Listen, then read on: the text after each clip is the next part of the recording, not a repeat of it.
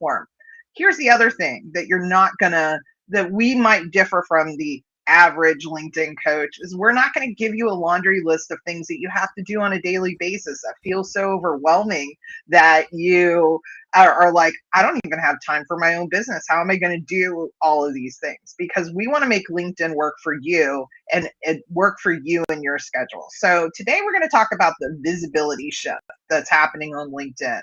A lot of people may have heard recently how there is quote unquote a new algorithm. Yes and no. This algorithm's actually been in place. It started early last year at 2025. And now, by the way, Happy New Year. And so we see Meryl there is in the audience. Thanks, Meryl, so much for joining us. We missed that. It's 2026. We can still say Happy New Year, right? When's the at least till the end of this week, I think. Right. So drop that in the chat. When is your cutoff time for when you can stop saying Happy New Year? So, so that's one of the things there too, is that we want to be able to help you understand how this platform is working and how you can show up. We've got some exciting things that have been happening in the LinkedIn Rockstar Academy. We've just had 3 individuals quote unquote graduate their last cohort, and we're getting ready for another round. But let's just dive right in, and we're going to be focused on visibility today. So we're going to spend some last few minutes answering questions. So if you have questions, feel free to drop them in the chat. We'll be answering them live. And we are going to talk about, how you can gain clarity, positioning, and momentum. So one of the first things we want to talk about, and we want to hear from you. So if you're watching, please let us know where you're watching from, and share your LinkedIn URL as well. We'd love for people to connect and network together. So one of the big questions that we get a lot, or we want to ask you actually, is where do you feel most invisible right now on LinkedIn? Is it your profile, content? Maybe it's about conversations. And so, Shell, let's tackle this. I'm going to flip the mic back over to you. Where do you feel like people struggle the most when it comes to their, feeling invisible on this platform? Yeah, I don't think it's just one of those things, really. I think it's a mix of the 3, because what we've been hearing a lot lately, especially like on our spotlight sessions with people, is that like LinkedIn kind of feels like a ghost town for them. Like they've got all these years of experience and they may have dabbled a little bit in optimizing their profile or trying to put keywords in there so that they can show up more in searches and be more visible. But like the reality for them is that like maybe they get a handful of profile views here and there, but nobody's converting to conversations. Or maybe they're pretty good about posting regularly, but nobody's engaging on those posts. And so they don't necessarily feel like they're getting those views and the visibility that they really are craving. And so I don't think it's just one thing or another. I think it's a combination of the profile, the conversations, and putting themselves in front of the right people and waking up their audience. What do you think about that? I absolutely agree. And I think where most people truthfully to this day still get it very much wrong is I hear too many times, specifically coaches, and even job seekers, to be very honest with you, but consultants, whatever bucket you may fall in. But I hear this all the time. My content doesn't convert, or I want my content to lead to landing a client or landing an opportunity. And the truth is, the content's actually not the vehicle for that. The vehicle is actually your profile.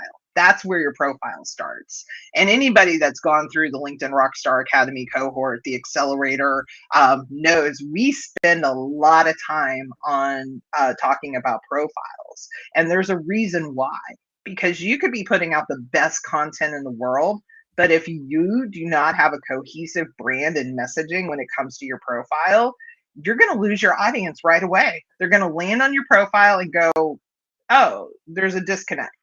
Wait, is this person qualified to talk about this? What do they actually talk about? Where do you direct them? What's your call to actions? One of the things that we've literally been diving deep in, and kind of geeking out on, not gonna lie, is really with the people, with the coaches that we've been working on, like really challenging them, finding the 5 to 6 places you can have call to actions. And it's not just at the top of your profile, under your header, like at go to my website or book a call, anything of that nature. There are Yeah. so many invisible, like we talk about being visible, but there's invisible ways to get your audience to connect with you and to take you to the next level. I want to give a shout out to Sarah Brown. Hate, I'm probably mispronouncing the last name, so I apologize, Sarah, but she's watching from France. So shout out to Sarah. And I know We're she's actually, international. I know, I mean, we're global. What can we say? Thanks, Sarah, for making that happen. And then we also have Leanna as well. So Duluth, Minnesota. I can only imagine it's cold in Duluth. So I'm going out on a limb on that one. And so Thank you for being here. We're excited that you were able to tune in. If anybody absolutely. else is tuning in and just watching silently, please know that this is a safe space. You can feel free to share in the chat at any time. While it is a public space, if you do want to have a more private conversation, you can reach out to us privately, together or separately. We're totally okay with that, and we will help you navigate LinkedIn a little bit more effectively. Um, okay, a Tay. Okay. Okay, thank you. See, I would have gotten that wrong too. Thank you for I that. I should have just said up front. I'm gonna butcher it. So I apologize for that. But thank you, Sarah, for helping me there. And actually, Sarah has a question, actually a two-part question. So I'm gonna go ahead and answer hers live, because that is one of the things that we promised is, yes, we will answer your questions live. And her first question is there a particular type of content that's getting more visibility? Now, Shell, I know that you love this question. So, Do I? uh, and there's a reason why, though. You do love the question because it actually helps us educate people on how LinkedIn actually is working. Because, and I want to preface, there's a lot of great information out there, but in terms of content, statistics, algorithm, there's people that are invested in that. That is what they actually do. They've made businesses out of it, and there's purpose for it.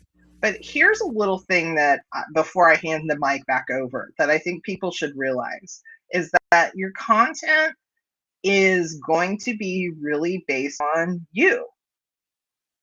There's the secret. But Shell, let's hear from you, and like, what is your thoughts on the type of content that gains the most visibility?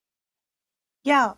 So I'm gonna say that there's three parts to this, but let's be honest, I might add more parts as we go. So the reason I love this question is because it's not just one type of content that's going to work. It's the content that works for you. That's the first thing there. It's finding the type of content or types of content that work for you. Not every type of content is going to work for you. The second part of that is it's also the type of content that your audience gravitates towards. So finding what works for you, what feels good, what feels natural, or maybe pushing those boundaries a little bit to test other types to rule them out or rule them in, so to speak. But then also seeing what content your audience leans into once they're warmed up and they know that it's coming. Because again, if you could be putting out brilliant content once a week, 3 times a week, 5 times a week, every single day, it doesn't matter. But if your audience isn't primed and ready to go, they're not going to know that that content exists. They're not going to go looking for it. LinkedIn's not going to show it to them. And therefore, it doesn't even matter what type of content is, it's going to flop. So again, it depends on what works for you. And to know that, you have to test things. So if you have only done text posts, meaning there is no attachments, there's no video, there's no selfies, no pictures attached, no links, no PDFs or documents, it's just purely text. If you've tested that and you're not getting anything, try warming your audience up. to know if that content can work for you. If that feels good for you, go engage your audience, teach them that this is the type of content that you share. Now, if there's something else you want to test, Melanie is really great with polls. She does a regular newsletter. Sometimes I do some videos. A lot of people are leaning into video more lately, or have been for the last year or so. If video is your thing, by all means do it. But test to see how consistently can you keep this up. And does your audience appreciate video? Do they lean into it? Do they seem to stick around longer with your video versus other types of content? You have to really test. The third, and I did say that there was a third part of this, right? The third part of this is LinkedIn is going to show more of the things that you interact with. So if you are only seeing a certain type of post in your feed, and that's for your audience too. If you are only interacting with a certain type of post in your feed, or more often than not, you're liking polls or you're commenting on somebody's videos, you're going to see those two types of content more than other types of content in your feed, because LinkedIn's always learning to show you more of what you engage with. The grass is greener where you water it. Not the grass is greener on the other side. The grass is greener where you water it. So you're going to see more of the things that you engage with. And the same goes, again, for your audience too. What they engage with, they're going to see more of. So hopefully that answers your question a little bit more concretely. I can't tell you one type of content is better than another, one format's better than another. No, what feels good for you and what does your audience appreciate? Combine those and then start interacting with more of those things so that you start seeing more of that in your feed too. And I would just add on there, make small changes. So like, for example, do you have a call to action or some type of, or more importantly, a question for the audience to engage in with the post? How that's something, if you don't have that on a text post, you could add that. Try that for 30 days. See if that helps increase engagement.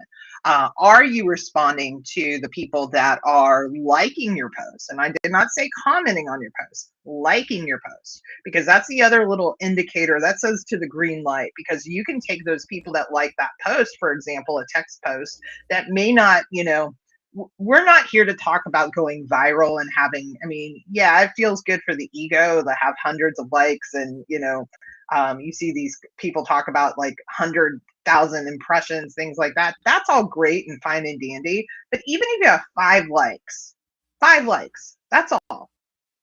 I'm going to start small, 5 likes. Reach out to every single one of those people, especially the people that you don't know. Look at those likes.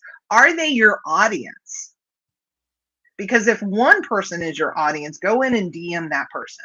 If you're not connected, connect with that person.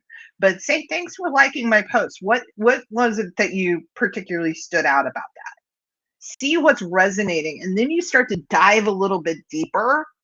And then you start to get to know your audience. But then LinkedIn also says, ooh, that they connected. That DM is a conversation. And so those are the things that are kind of like behind the scenes. We talk about engagement a lot. Engage on your posts. If somebody leaves a comment, say, and say they simply say the general great post, like this or something like that, something very generic. Say, hey, thank you for that. What about this post did you like? What about this post? Ask them a question. Get them to engage. It's like putting fuel into the engine. Sometimes we've got to like push that. So even if it's a small, even if it's a small percentage, there's opportunities for growth. And those are the things that make LinkedIn become a little bit easier. It's not to be overcomplicated. I will be honest, I do a poll every single Monday and was trying it out on Sundays. I'm going to go back on Monday. We've been testing it around. But here's the thing, my polls haven't been doing as good. Prior to this, though, my polls generally do pretty well. And so I even told Shell this. I said, but here's the reality. If I had listened to, quote unquote, the experts in the field that said polls perform poorly, try saying that 3 times fast, and I would have missed out on opportunities for engagement. And why? Because after that poll, I usually have two purposes. One's going to be a LinkedIn poll, or one's going to be a career coaching type of poll. And I offer that as a way to connect with people.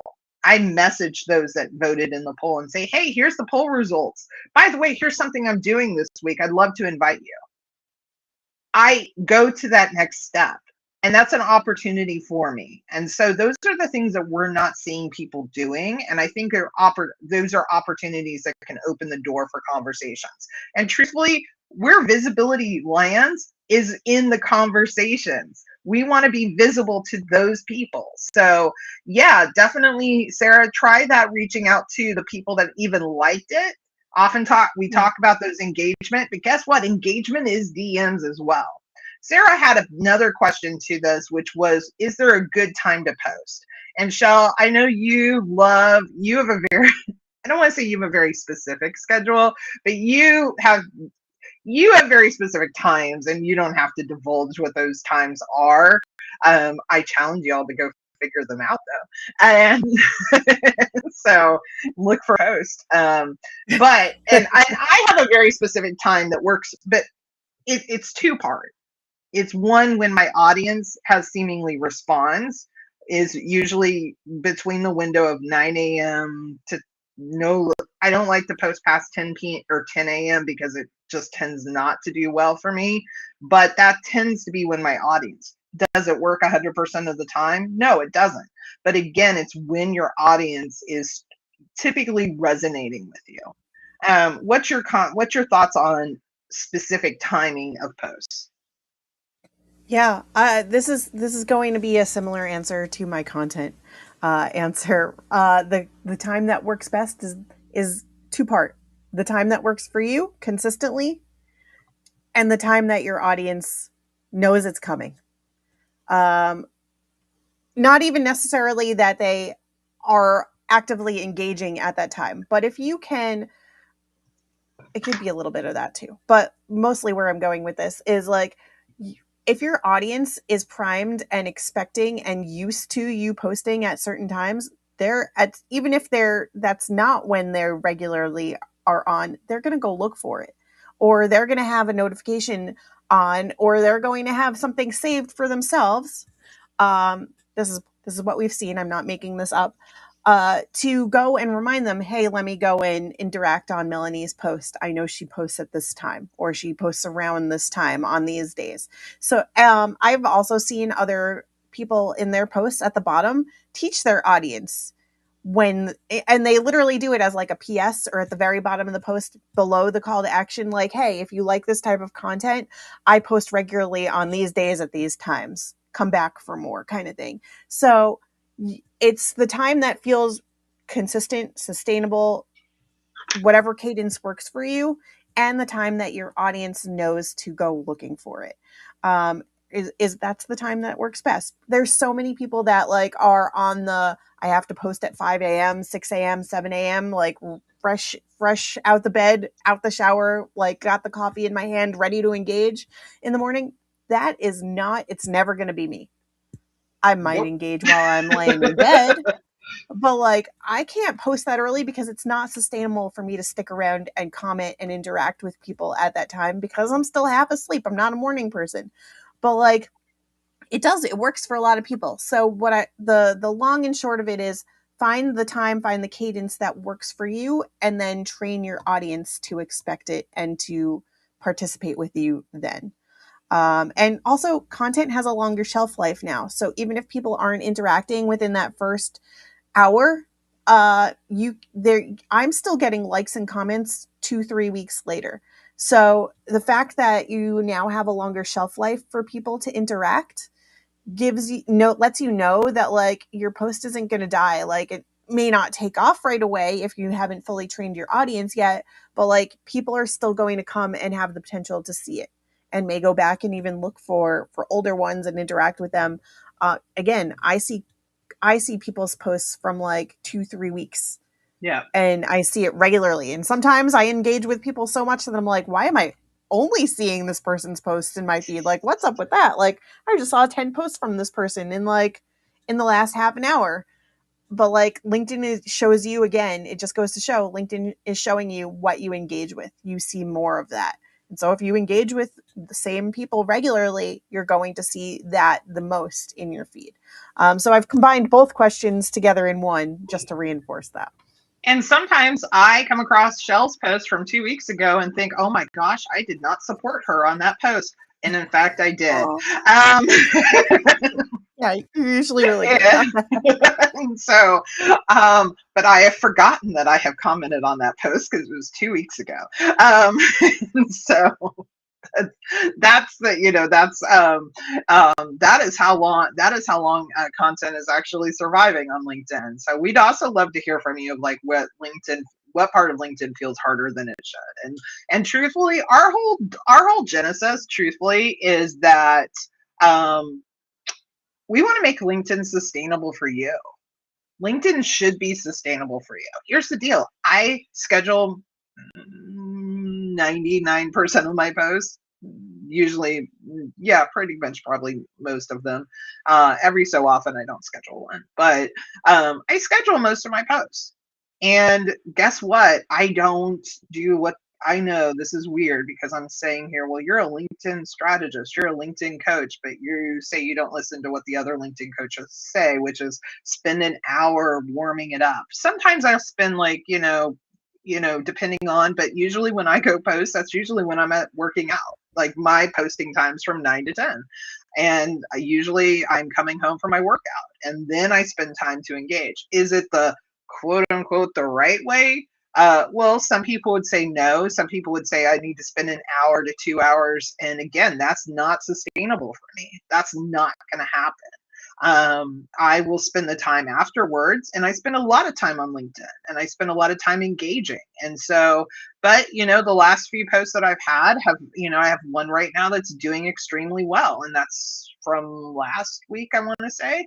And it's still going strong. I'm still getting comments on it. And so it's not about chasing these numbers. It's about actually finding the right people to engage with and having conversations. Now, it is 11:25, and I don't know where 30 minutes just went. So I want You knew it was going to fly by. I knew. We are like, maybe one of our 2026 goals is to like have like this most efficient timing. Maybe that's our goal, but I don't know that that's going to happen. So here's the thing. If you found this conversation even slightly interesting, first off, if we're not connected, we'd love to connect with you. So please feel free to connect with both of us, reach out to us. Secondly, now do I still have the opportunity to say my thing? Yeah, you actually do before we.